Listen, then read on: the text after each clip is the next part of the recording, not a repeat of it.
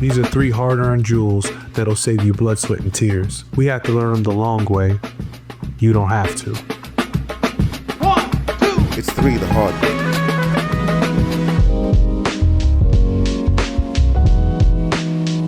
I think a lot of times, like, people that don't really understand or have no experience as to what it's like being a creative think that it's only one way.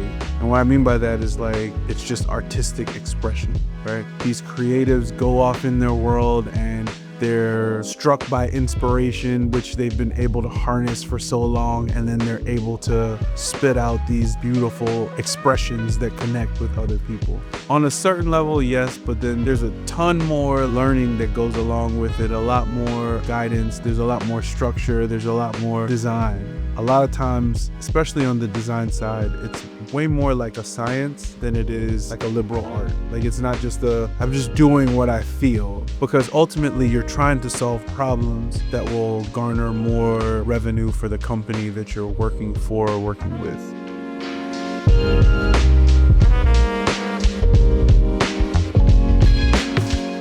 I think the hardest part about leading creative people is making sure that the creative is aligned with the business objectives. I think often it's easy to fall in love with an idea that is, so creative, so original, something that people haven't seen or felt in a long time. Maybe it's something that people haven't felt ever, but it doesn't align with the brand objectives. It doesn't align with the project objectives. And so for that, it isn't the best direction to go. There are times when an idea is too big for a client. And so what'll happen is you'll see, like, let's say a commercial is played and everybody laughs and enjoys the commercial, but they forget that this commercial was really to bring awareness to a brand or bring awareness to a product or service that they're supposed to be providing for their audience. And so in actuality, that awesome commercial didn't do what it was supposed to do. It made everybody feel great, but nobody remembers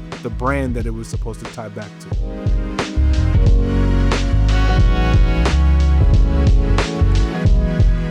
I think because I am very direct and very straight to the point, I think sometimes it can be mistaken for a lack of care or a lack of value of other individuals. For that, I'm hyper aware. I try.